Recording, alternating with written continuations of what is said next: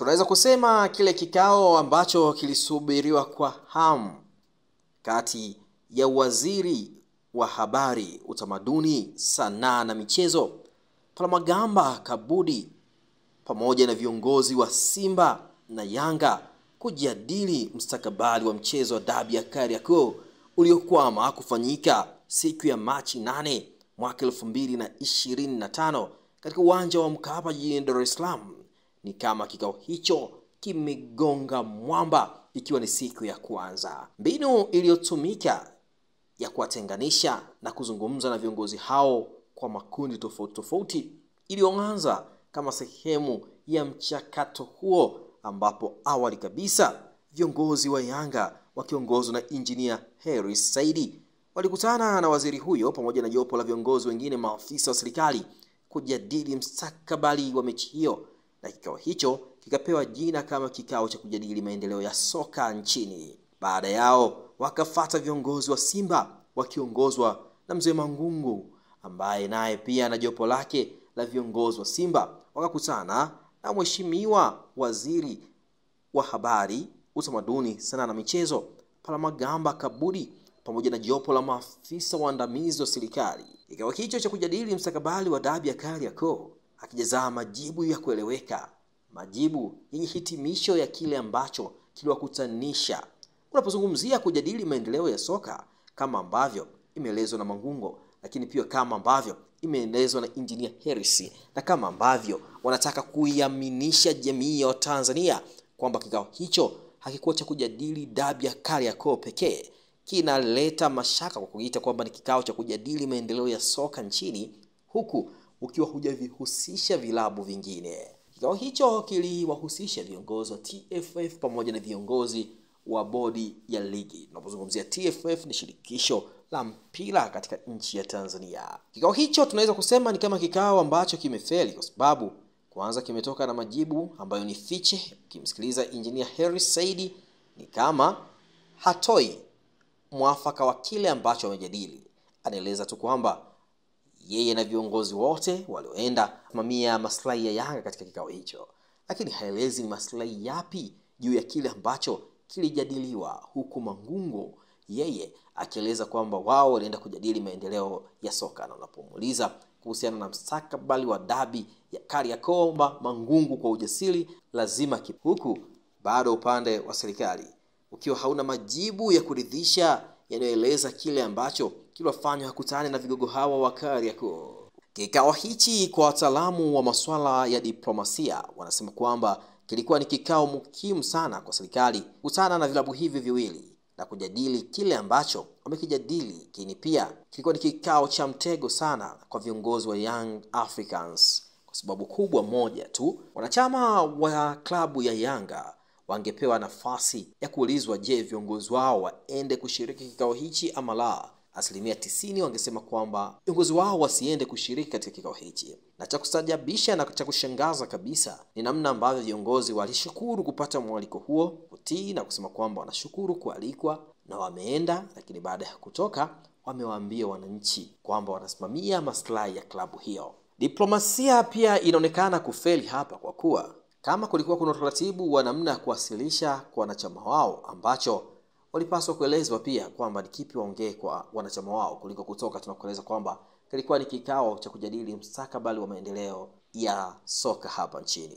Kwa wataalamu wa masuala ya diplomasia, ukimsikiliza Engineer Hersi Said anasema kwamba ni muendelezo wa vikao vingine vitafuata baada ya kikao hichi. Lakini kwa upande wa bodi ya ligi, kama ambavyo wafuatiliaji wa habari za tukio hili wanaeleza kwamba viongozi wao hawakuzungumza, sio viongozi wa ligi, bodi ya ligi, lakini sio viongozi wa TFF ambao walikuwa tayari kuelezea mustakabali wa kikao ambacho walikaa ndani. Na kama haitoshi, naibu waziri wa wizara hii ya habari, sanaa na michezo, mwana FA Hamisi Mwijuma, naye pia alivyotoka kwenye kikao hicho aligoma kabisa kuzungumza.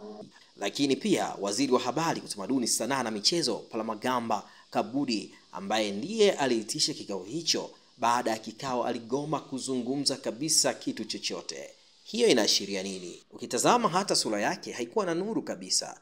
Inaonyesha vigogo hawa wa Kariakoo hasa Young Africans waliweka ngumu zaidi ya namna gani ambavyo wanahitaji hiyo mechi ichezwe ama isichezwe. Katika mazingira haya pia kuna mambo mawili unaweza kukuta yametokea ndani ya kikao hicho. Moja, Yanga kweli wameweka ngumu, hawako tayari kwa mechi yoyote. B yake inaweza kuwa Yanga amelegeza kwa sababu muamuzi wa kikao hichi alikuwa ni Yanga. Yanga angekubali kusema kwamba watacheza mechi, naamini bodi ya ligi, TFF pamoja na waziri wangejitokeza kwenye vyombo vya habari na kueleza mstakabali wa kikao hicho. Kwa hiyo Yanga kuweka ngumu huenda kumesababisha haya ambayo yanaonekana ya waziri na viongozi wengine kuzikimbia maiki za waandishi ambazo wangezingangania na kuzikimbilia.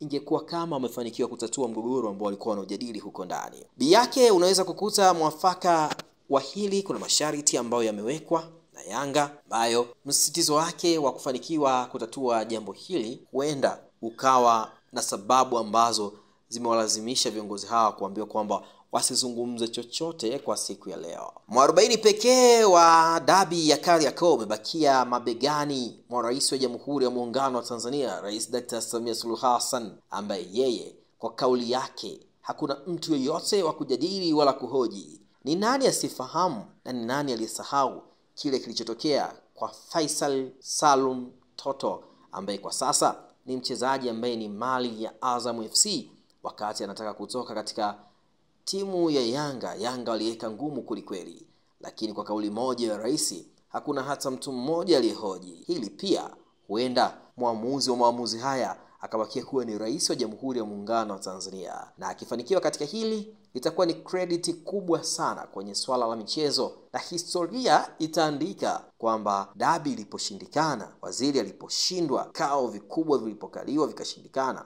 bas mwisho wa siku Rais wa Jamhuri ya Muungano wa Tanzania akakutana na timu zote mbili kupitia viongozi wake, wakatatua hilo na mechi ikachezwa. Mheshimiwa Rais Dr. Samia Suluhu Hassan akifanikiwa katika hili, sio tu litamuongezea sifa kwenye masuala ya michezo, lakini ni karata muhimu sana kuelekea katika uchaguzi wa mwaka 2025 katika mstakabali wa siasa zake.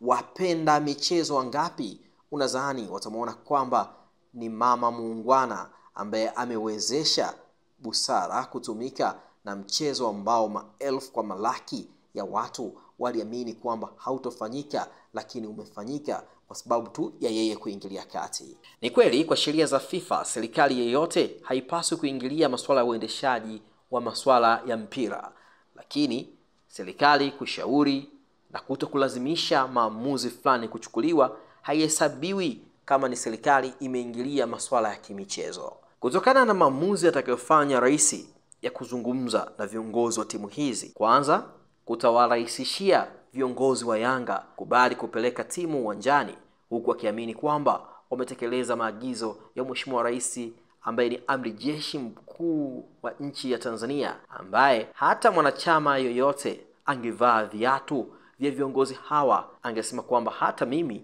nisingeweza kumkatalia, lazima tu ningekubali. Kwa hiyo kuwarahisishia viongozi wa Yanga ili wasipate tabu ya kujieleza sana kwa wanachama wao na iwe rahisi wanachama kuwaelewa, mtu pekee anayepaswa kuingilia katika hili ni Mheshimiwa Rais Dr. Samia Suluhu Hassan, na maamuzi yake yakitangazwa hadharani. Hata tu wakipiga picha viongozi hawa wa Simba na Yanga wakiwa Ikulu, alafu kesho yake TFF ikatoa tarehe ya dabi kuchezwa, hakuna hata mtu yoyote atakayenyoshia kidole. Tofauti na hivi leo viongozi hawa wangeufiata mbele ya Waziri Kabudi pamoja na Mwana FA, ingekuwa nongwa kweli kweli. Huenda wanachama wa Yanga wasingewaelewa kabisa.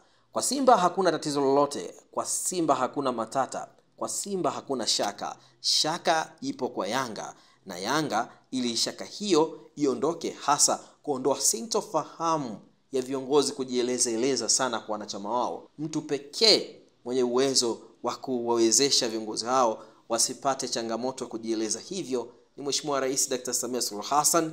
Alishafanya huko nyuma na ikawezekana kwa Faisal Toto, na katika hili akifanya pia hakuna mtu atakayemnyoshia kidole, hakuna mtu atakayemkosoa, na naamini kikao hichi kuvunjika kwake tafsiri yake kinahitajika kikao kingine kikubwa chenye maamuzi zaidi ya kikao hichi, ikiwa BMT ambao ni baraza la sanaa na michezo, wao hawakupata nafasi ya kujadili kikao hichi. Ingekuwa wamepata nafasi wakashindwa, basi waziri angekuja akashindwa, basi ngazi ambayo ilitakiwa ifuatwe ndio hiyo ngazi ambayo tunaizungumzia ni ya rais. Hauwezi ukatoka kwa waziri ukarudi kwenye baraza la michezo. Kwa hiyo ni matarajio yetu kuona kwamba jambo hili litaisha. Kama sio kwenye kikao hichi ambacho kinaonekana kimefeli, basi kikao kitakachoenda kuamua mustakabali wa hili na kuisha kabisa ni kikao kitakachowakutanisha viongozi wa vilabu hivi vyote viwili pamoja na bodi ya ligi na TFF pamoja na rais wa Jamhuri ya Muungano wa Tanzania Mheshimiwa Rais Dr. Samia Suluhu Hassan. Takapoingilia kati na kuwaita, basi utakuwa ni mwisho wa mjadala huu na dabi itafanyika na itapigwa bila manunguniko wala bila kelele zingine zozote. Kwa kifupi, kikao cha leo cha waziri wa habari, utamaduni, sanaa na michezo Profesa Palamagamba Kabudi kimeshindwa kuleta majibu chanya yaliyotarajiwa kusikiwa na wanamichezo mamilioni kwa mamilioni wa nchini Tanzania, kutokana na wao baada ya kutoka pia wameshindwa kuzungumza chochote, kitu ambacho sidhani kama kilikuwa kina afya. Walipaswa kuwaeleza Watanzania kitu chochote baada ya kikao kuliko kuondoka kama walivyoondoka, kwa kuwa kabla ya kikao hicho tayari walishatoa taarifa kwamba wangekuwa na kikao hicho. Hivyo ilikuwa ni busara na ni vyema kueleza kwamba walikuwa na kikao kinachohusu nini na matokeo ya kikao hicho yalikuwa ni yapi, hata kama ni matokeo ambayo hayakuwafurahisha. Na hiyo ndiyo maana ya ukomavu wa uongozi na diplomasia, kwa sababu mnapofanya kikao sio lazima tu kikao kitoke na majibu ambayo nyinyi mnatarajia yatokee, na hiyo ingeleta nafasi nzuri ya watu hata wenye uwezo mwingine wa kushauri baada ya kikao kuendelea na utaratibu huo, kuliko namna ambavyo wameingia kimya kimya, wametoka kimya kimya, huku akijua kabisa kwamba uwepo wa kikao hicho pia ni matokeo ya kodi za Watanzania, ni matokeo ya furaha za Watanzania, ni matokeo ya nafasi walizoaminiwa na Mheshimiwa Rais Dr. Samia Suluhu Hassan, hasa viongozi, za kuitumikia wizara hiyo ambayo uwajibikaji wake unaleta majibu kwa wananchi. Kwa hiyo mwisho wa kikao hicho na mwanzo wake huenda hauna matokeo ambayo wananchi wangetarajia yangekuwa hivyo. Kwa hiyo ili kurekebisha hapo, labda watoke hadharani waeleze kikao hicho kilihusu nini, na kama kilifanikiwa au kilishindwa, ama kiko katika hatua ya kwanza, kuna hatua ya pili na hatua ya tatu, na kueleza kama hatua nyingine je wataendelea wao. Waeleze kabisa kama ni mfupa uliowashinda ili hatua zingine ziendelee, au watu waeke matumaini sehemu nyingine tofauti na ambavyo kikao hicho kimeingia kibububu na kutoka kibububu, hali ambayo imeleta sintofahamu. Usisahau kusubscribe na kugusa alama ya kengele ili uwe wa kwanza kupata taarifa zetu kila tunapoweka Msomi News.